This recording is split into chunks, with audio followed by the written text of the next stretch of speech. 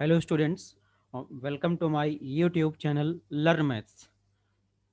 आज आपके सामने जो क्वेश्चन डिस्कस करने जा रहा हूँ ये बेसिकली कैलकुलस का क्वेश्चन है। ठीक है, डेफिनेट इंटीग्रल से रिलेटेड क्वेश्चन है और कुछ डिफरेंशियल की भी एक दो बातें इसमें यूज हो रही होंगी। क्वेश्चन क्या है, ध्यान से देखो, स्क्रीन पर लिखा हुआ है। If f and g are two strictly monotonic functions such that twice of f1 equal to g2 equal to 4 and twice of f9 equal to g10 equal to 20 and 0 to 2 x square g of f of x cube plus 1 f dash x cube plus 1 minus 3x square dx equal to 0. Then you have to find first 2 to 10 gx dx and second 4 to 20 g inverse x dx. अगर आपने अब तक इस question को solve नहीं किया होगा, ठीक है, इस टाइप क्वेश्चंस को, तो पहले खुद से अटेम्प्ट करना। मैथमेटिक्स में कोई भी क्वेश्चन अगर आपके सामने आता है तो सोल्यूशन मत देखो, पहले खुद से ही अटेम्प्ट करो, क्वेश्चंस को सॉल्व करो। ठीक है, अब इसके बाद अगर आपने सॉल्व कर लिया है या आंसर आ गया है, नहीं सॉल्व हो पा रहा है, तो उसके बाद अब फिर सोल्यूशन देखना। मैं क्वेश्चन को अब डिस्कस करने जा रहा हूँ। ठीक है, अब देखना है इस क्वेश्चन में जो इन्फॉर्मेशन गिवन है, एक तो में f1 की वैल्यू गिवन है, g2 की वैल्यू गिवन है, f9 g10 इनकी वैल्यूज गिवन है। इसके बाद एक इंटीग्रल गिवन है। अब इन्हीं के बेसिस पर इन दोनों के हमें आंसर लिखने होंगे। ठीक है, तो पहले जो इंटीग्रल गिवन है इसी को हम थोड़ा सा सिंप्लीफाई करते हैं। ठीक है, मीन्स इसी एक्सप्रेशन को हम थोड़ा सा सिंप्लीफाई करते हैं। तो यहाँ से आप इसको अलग अलग लिख सकते हो। 0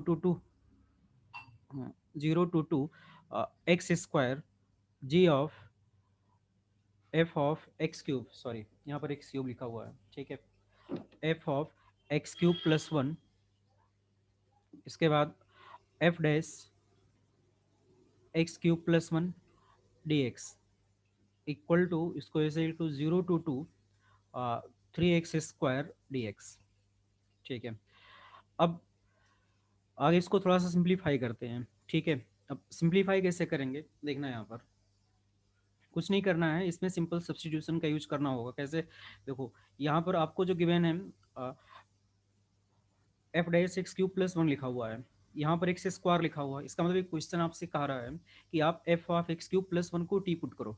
ठीक है, तो इसमें कुछ नहीं करना है, सबसे पहले put f of x cube plus 1 equal to T.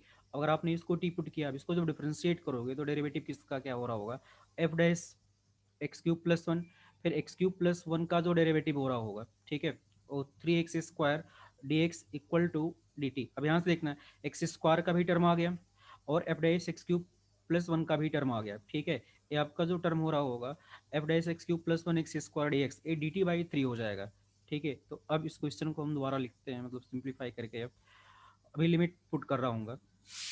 ठीक है, तो x square F dash x cube plus 1, ये तो आपका डी टी बाई 3 हो जाएगा। तो यहाँ पर क्या आएगा, G F of x cube plus 1 को आपने टी लिखा हुआ है तो जी टी हो गया, बाद बाकी डी टी बाई 3 आ गया। ठीक है, अब हम लिमिट की बात कर लेते हैं। अब जैसे पहले इसमें एक्स की वैल्यू 0 थी, तो अगर यहाँ पर एक्स की वैल्यू 0 पुट करोगे तो टी की वैल्यू हमारी एफ ऑफ 1 आ रही होगी। ठीक है, और एक्स की वैल्यू अगर टी पुट करोगे तो यहाँ पर 2 क्यूब 8, 8 प्लस 1 9, यहाँ पर एफ ऑफ 9 लिखा होगा। ठीक है, अच्छा क्वेश्चन में F1 एंड F9 की वैल्यू गिवन है और देखते हैं। F1 2, F1 4 है, तो इसका मतलब F1 की वैल्यू 2 के इक्वल गिवन होगी। ठीक है, तो F1 जो है आपका 8 2 के इक्वल होगा। अच्छा F9, अगर आप F9 की बात करोगे तो 2 F9 20 है, इसका मतलब जो F9 होगा वो 10 के इक्वल गिवन होगा। ठीक है, इक्वल टू, अब इधर देखते हैं इंटीग्रेशन, इधर क्या सिंप्लीफाई हो रहा होगा, 3 एक्स स्क्वायर का integration x cube by 3 0 to 2, तो यहाँ से आपका आ गया 1/3, 3 से कैंसिल हो जाएगा, 2 पुट करोगे तो 8, इसके बाद -0, यहाँ पर सिंपली 8 आ गया। ठीक है, अच्छा तो अब फर्दर यहाँ से आपको क्या मिल गया, 1/3 लिखा हुआ है, 3 को इस साइड लिखोगे तो 24 हो जाएगा।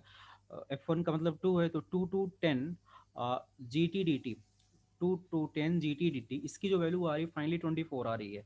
ठीक है, तो आपसे इसमें जो एक पार्ट पूछा गया था कि जी 2 to 10 g x d x, अब मैं 2 to 10 g x d x लिखूँ या 2 to 10 g t d t लिखूँ, दोनों में कोई फर्क नहीं है। तो इसकी वैल्यू फाइनली 24 आ गई। ठीक है, मीन्स एक पोर्शन का जो इसमें आंसर था वो 24 आ गया।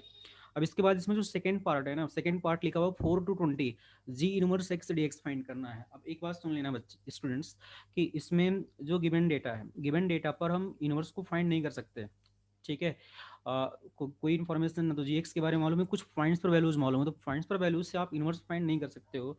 ठीक है, तो अब इसके बाद तो क्वेश्चन कैसे सॉल्व होगा? तो इसका मतलब कोई ना कोई क्लू जरूर होगा क्वेश्चन सॉल्व करने के लिए। अब यहाँ से समझना कि हमें जी टू की वैल्यू 4 गिवन है क्वेश्चन में, जी टू की वैल्यू 4 गिवन है, इसका मतलब हमें जी इनवर्स 4 मालूम है कितना होगा, ठीक है। जी 10 की वैल्यू 20 गिवन है, इसका मतलब हमें जी इनवर्स 20 भी मालूम होगा कितना होगा, ठीक है। तो अब इसी कॉन्सेप्ट पर हम चल रहे होते हैं, ठीक है। इसमें हम थोड़ा सा ग्राफ का भी यूज करेंगे। ग्राफ का यूज कैसे करेंगे बता रहे हैं। आप लोगों ने जब इनवर्स फंक्शंस पढ़ा रहा होगा, ठीक है, तो एक बात पढ़ी होगी कि जैसे मान लो अगर आप लोगों ने एक फंक्शन पढ़ा रहा होगा, जैसे मान लो अगर हम फंक्शन की बात करते हैं, ठीक है, और ग्राफ की बात करते हैं, इनवर्स फंक्शन के ग्राफ की बात करते हैं, तो जो फंक्शन का ग्राफ है, ठीक है, और जो इनवर्स का ग्राफ है, ये y equal to x line के अबाउट सिमेट्रिक चल रहे होते हैं। ये कुछ आप लोगों ने पढ़ा हुआ है, ठीक है। अब क्वेश्चन में हम जी एक्स का ग्राफ बनाते हैं, फिर जी इनवर्स एक्स का ग्राफ बना रहे हैं। अब क्वेश्चन में जो इन्फॉर्मेशन गिवन थी कि जी टू की वैल्यू 4 गिवन है और 10 पर 20 है, मतलब 2 पर आउटपुट 4 है। टू सपोज दैट यहाँ कहीं है, 2 पर आउटपुट 4 गिवन है, मतलब यहाँ सपोज दैट वाई कोऑर्डिनेट 4 है, ठीक है। और सपोज दैट आपका 10 है, ठीक है। 10 पर जो वैल्यू गिवन है 20 गिवन है, ठीक है। ग्राफ इंक्रीज कर रहा होगा तभी इनवर्स डिफाइन है, ठीक है। इसका मतलब ग्राफ हमारा जी का कुछ इंक्रीजिंग ऐसे कुछ बन रहा होगा। अब एग्जैक्टली क्या ग्राफ होगा हमें इससे कोई मतलब नहीं है। ये सपोज दैट आपके ए जी का ग्राफ है, ठीक है। तो अब इतना तो आइडिया आप सबको मालूम है कि जो इनवर्स का ग्राफ होगा वो सिमेट्रिक चल रहा होगा, ठीक है। तो इसका मतलब जो इनवर्स का ग्राफ होगा मीन्स अब इस पॉइंट का जो कोऑर्डिनेट है बच्चे, ठीक है, इस पॉइंट का कोऑर्डिनेट है 2,4 मीन्स अगर मैं इनपुट 2 लिखूंगा तो आउटपुट 4 आ रहा होगा। इस पॉइंट का जो कोऑर्डिनेट है ए 10,20 है, इसका मतलब जी 10 की वैल्यू 20 है तो एक्स की वैल्यू 10 पर वाई की वैल्यू 20 आ रही होगी। इसका मतलब अगर हम इनवर्स की बात करेंगे तो इनवर्स में अगर हम इनपुट 4 लिखेंगे तो आउटपुट 2 आ रहा होगा। सपोज दैट 4 यहाँ कहीं पर है, ठीक है। तो इनवर्स के लिए अगर हम इनपुट 4 लिख रहे होंगे तो हमारा जो आउटपुट है 4 पर हमारा 2 आ रहा होगा। और अगर हम इनवर्स में इनपुट 20 लिख रहे होंगे तो आउटपुट 10 आ रहा होगा, ठीक है।